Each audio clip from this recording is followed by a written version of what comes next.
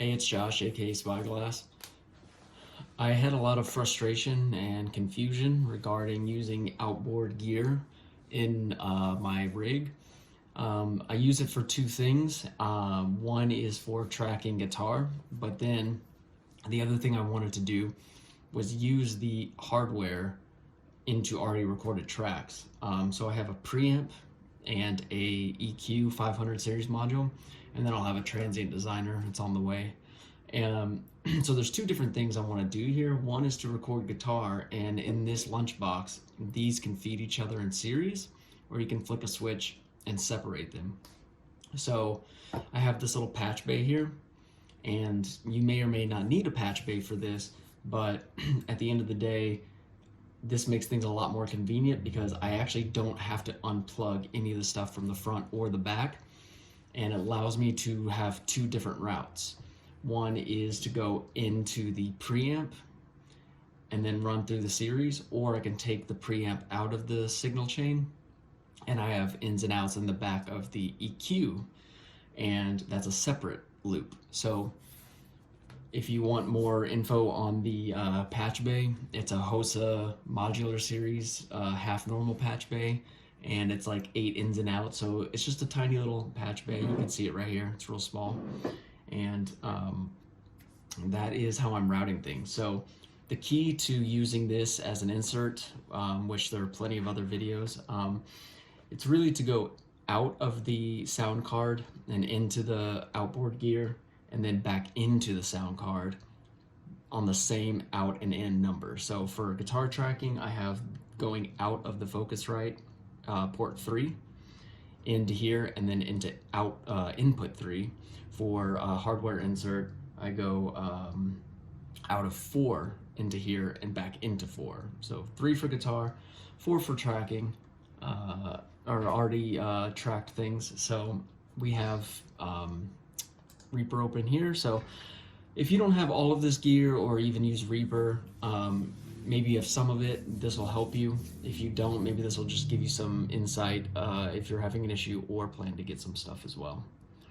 So a couple things, if you have a 2i2 or a 4i4 second gen or beyond, you will have the Focusrite Control App, and this is really important.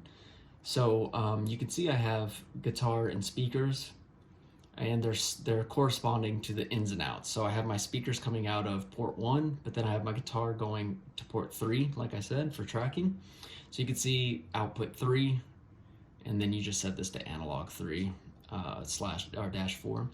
But the key for using it as an insert is you can see I have from the software and the DAW, it's output 4, like I said, for inserts. So if you were to go to that, you see playback and DAW are together. I have it going out of 4 of the Focusrite, so I have it set to 4 here. And that will allow all this stuff to run together, because you need to have your DAW going to this. Now, if you don't have a Focusrite, then I guess you don't need to worry about it, but this is very important, which caused me a lot of confusion. So now let's look at the DAW itself. So if I want to track, I just keep the preamp in the series, and I set the input right here to 3. Guitar goes to 3 always. But I'm going to try to do this as an insert to use this on already tracked things, which is what I assume you're watching this for, so that's what I'm going to focus on here. So obviously the thing you want to do up front is I have Asio for Focusrite, because for these generation and the 4i4 you have to have it. So obviously in the settings you want to make sure you have all your ins and outs. So my first is 4, my first is 1, my last is 4. Same thing with the output, and that lets your DAW know you're gonna have 4 total, starting with 1, ending with 4, right? Okay, so I have this gin bass by Submission Audio, and say I want to use my outboard EQ. So the first thing you're going to want to do is add reinsert. So if I'm on the Reaper plugins, and other DAWs have a similar feature, I'm just going to type in, reinsert. So I'm just going to type INS, there's reinsert there. So, like I said, for tracking, the guitar is 3, but for uh, using this as outboard gear, it's going into 4. So, what I want to do is go out of 4, like I have patched in here. So, I have 4 and 4, and then it's going to go back into the input 4. So, now I have 4 and 4. So, what that's going to do is go out, which is this meter, and back into 4, which is this meter. So if I hit play right now, you're going to see both these meters go if I have it correctly in the DAW and on the cabling side. Unfortunately, you're not going to be able to hear what I'm about to play because ASIO doesn't really work very well with OBS, which is how I'm screen capturing here. But at the end of the day, all you need to focus on is, are those meters right here and right here going? So let's hit play. And there you go. So that means you're sending audio out, you're hearing it, and you're getting it back in, and you're hearing it. So at this point, what I want to do is save it as a preset so I don't have to mess with stuff ever again. One thing you might want to do is lower the meters, just so you don't like blow your ears out. So I have a preset set to 5, it's called 500, meaning 500 series. So if I click it, you see my meters went down, and I have out 4 and in 4, like I want. So of course I want to re-record this with my EQ. So for me, I'm going to flick the feed down so the preamp isn't on there, because these are sample libraries that I'm going to be re-recording. I don't need the preamp on it. I just want the EQ and soon the transient. So if I flick that down, it's out of the circuit. Now I need a new track. And of course I said input 4 for this purpose, so go to input 4. So now this meter here should be going as well.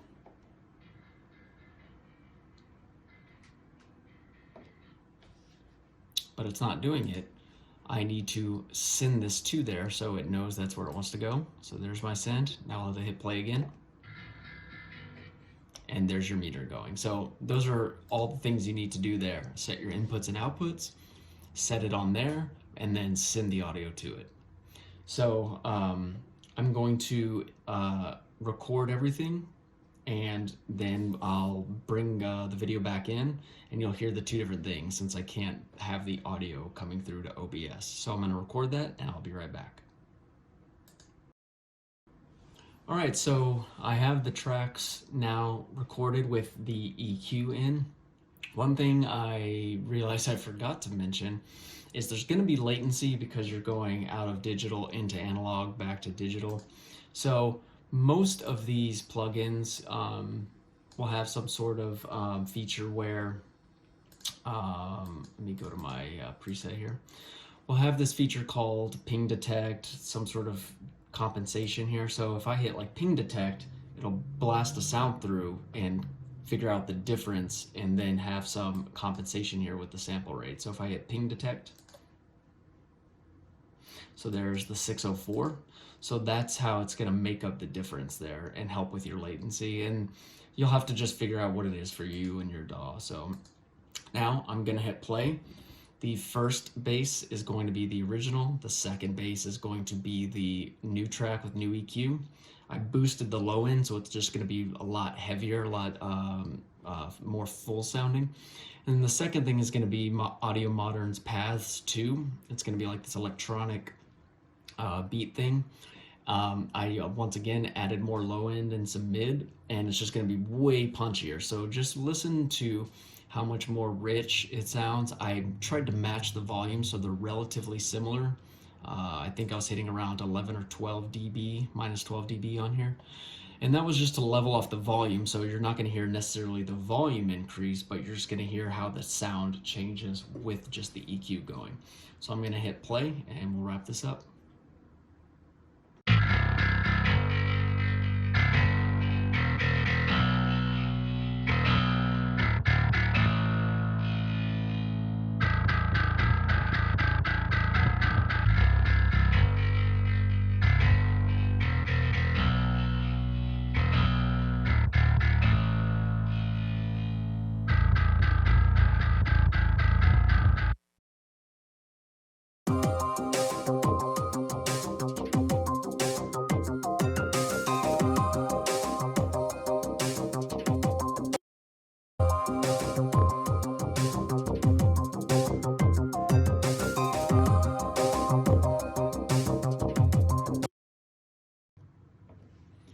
So there you have it. Hopefully that helps answer some questions.